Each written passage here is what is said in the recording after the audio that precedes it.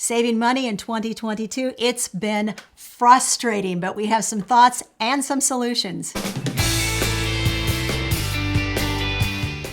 Hi, I'm Larry. And I'm Hope. And we're from Under the Median, where every week we bring you videos on practical frugality. And even though frugality is something we talk about every single week, 2022 has been a real challenge for us. We found ourselves having to dig back into our vault of money-saving ideas and pull some ideas out we haven't used in a really long time. Not only that, we have found ourselves doing research and having to implement some brand new ideas into our weekly and monthly spending habits. So no matter whether you're that person who has just sort of adopted this whole idea of frugality because this incredible rise in prices sort of forced you to figure out how to save money every single month, or you are a money-saving pro, you probably have also, like us, had a fair number of frustrations with what's going on in 2022. But no matter which camp you're in, stick with us, because not only are we going to tell you the 5 main reasons why we think it's been so difficult to save money this year, but also we'll give you some practical ideas on how to break through those roadblocks.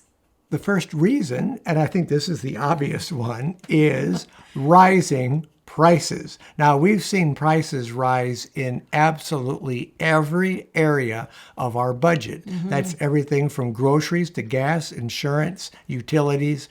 Everything you can think of has gone up, and it's gone up in somewhat of what I would call an exponential pace.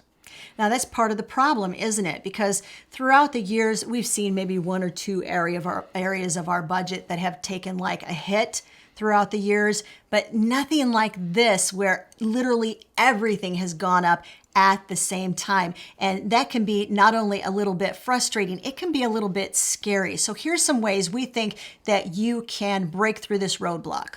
For one, it's going to take a lot more intentionality. You're going to have to sort of put the pedal to the metal and be a lot more proactive in what you do. One of the things that we like to do is change 4 to 5 habits and just kind of work on those. So we don't try to take a huge amount of ideas. We just want to limit it to, say, 4 or 5.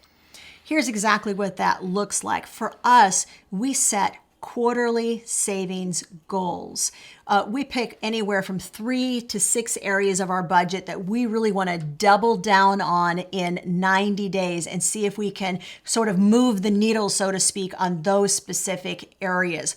Now, when we make these goals, they're very specific. We don't just say we would like to save money on groceries. We say we would like to lower our grocery budget by 10% for the next 90 days, or we would like to lower our utility bills by 10%, wouldn't we all, over the next 90 days. And then we have 3 to 6 action steps under each one of those goals. Those are ways that we are really going to focus on making those changes day in, day out, week in, week out for just 90 days. And after that time period, we'll take an in-depth look at it and say, how many of these did we really do, what worked, and what didn't work. Now, when it comes to that utility bill, I mentioned that deliberately because utilities, they're just going up astronomically. We've heard from so many viewers that are really, not only they're frustrated, they're scared because they're not sure where this is going to stop.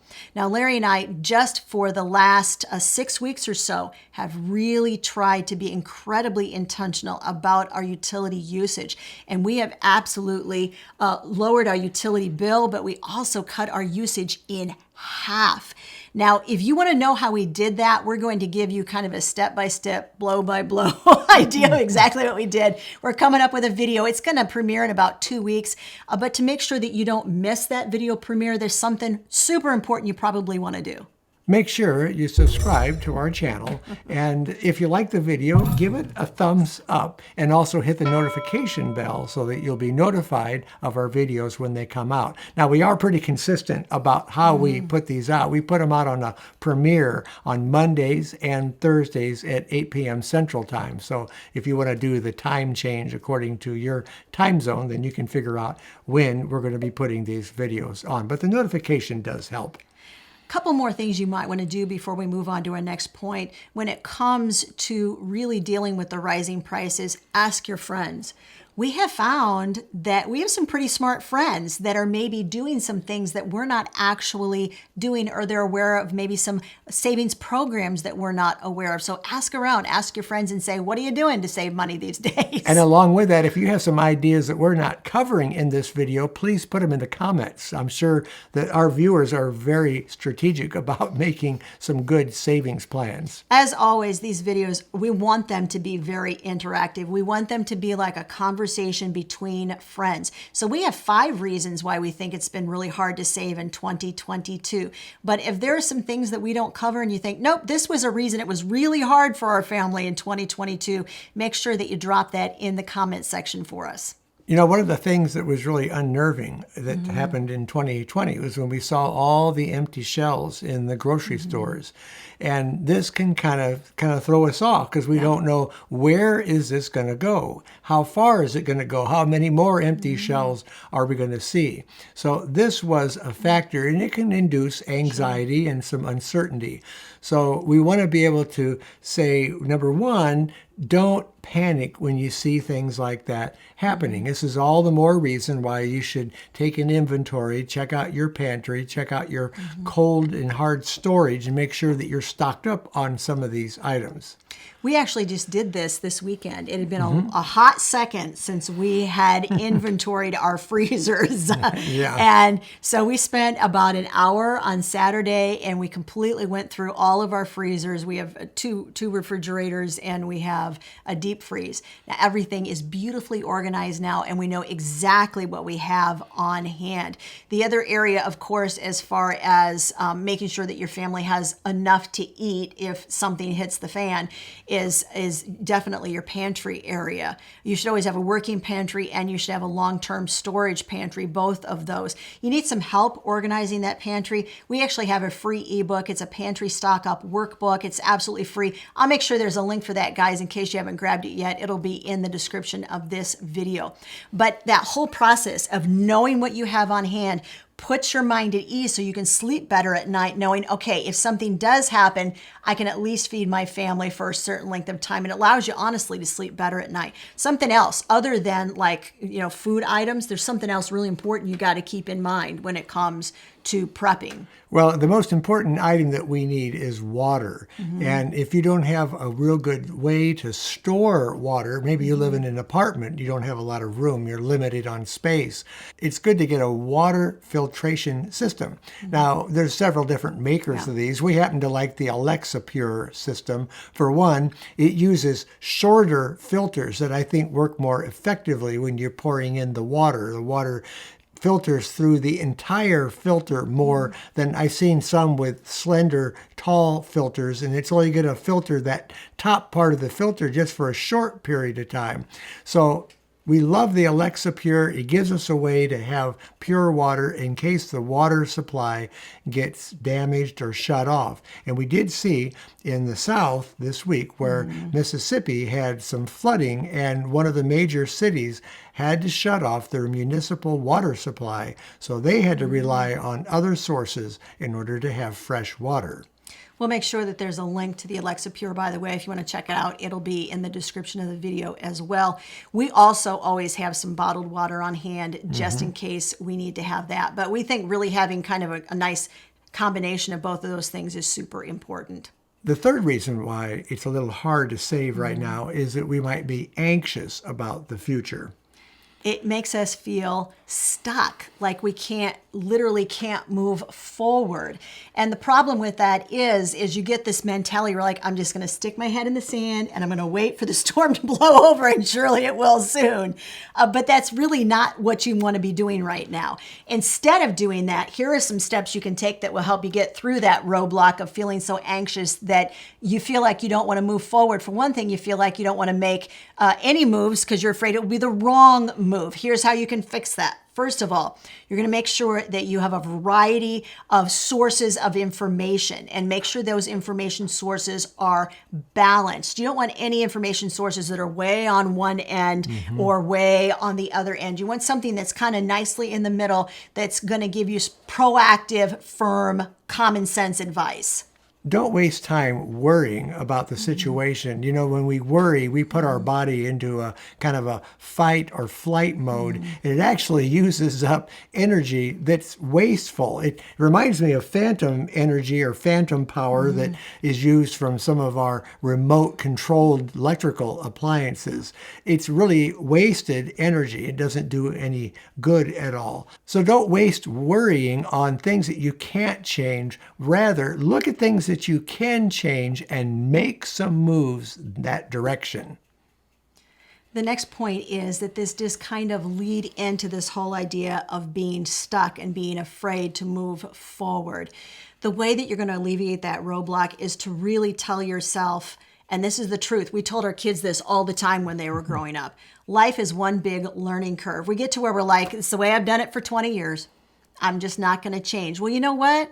We have budgeted the same way for probably 30 years, and we've had to make some pretty important and pretty strategic changes in the way that we're handling money now.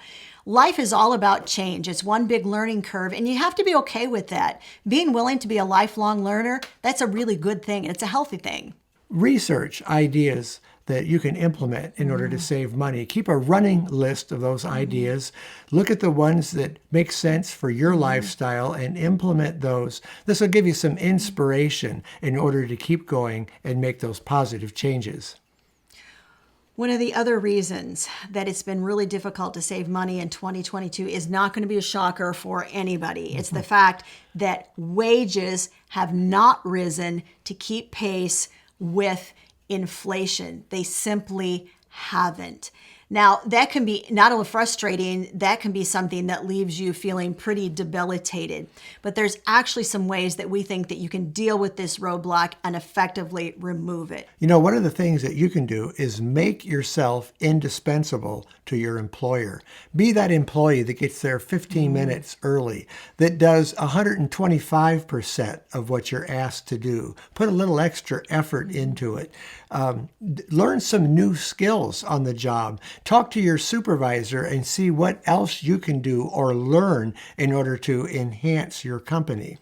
The other thing you might want to do is be that employee who is willing to come in when somebody's sick and they call and say, can you come in? If you can go in, do go in. Be that employee who is willing to take the overtime hours when they're offered. Also, be that employee who is willing to take the off hours shifts that like nobody else wants to work. The advantage of this really, and I don't know what it's like where you live, but here, where we live, oftentimes that overnight shift, like third shift, it's a premium shift, which means you automatically get a bump per hour for every hour that you work that overnight shift. So when advances come in your company or wherever you work, they're going to consider their best employees for that position. Be that employee. Here's something else that you might want to consider on your off hours when you're not doing your regular job. That is, get a side gig. Take something that you're absolutely passionate about and turn that into a source of additional income. Larry and I have always had side gigs. When the kids were young, I took freelance voiceover gigs for large companies like Pioneer Hybrid International, the Museum of Science and Industry in Chicago. Those were very well-paying gigs. They didn't come around all the time, but they paid very, very well when I took them. When the kids were young, I bought a camcorder so I could do some videotaping of the family. But in order to pay for that equipment, I did weddings. I did weddings for about a year. And then after weddings, I did video transfers for people. I would transfer their old 8mm film collection over to DVD for them. Or I would transfer their 8mm tapes or VHS tapes, home recordings, so that they could have a nice DVD digital copy of that. I also did audio. I did reel-to-reel tapes. Some of them even went back to the 1950s that I would run off for people. So there are things that you know how to do, skills that you have, maybe hobbies that you can turn into cash to fill in these gaps right now while inflation is going up, but your regular wages are not. We would love to know what your side gigs are. We're actually doing research right now for a video on side gigs and how you can bring in additional income consistently through doing things that you're passionate about. Tell us in the comment section, what do you do to bring in extra money? And we would love to know about it. Now, if you would like to go more in depth with us and you want to know like our whole process step by step that we use when we are actually setting these quarterly goals, we did a video on it and it is right over there.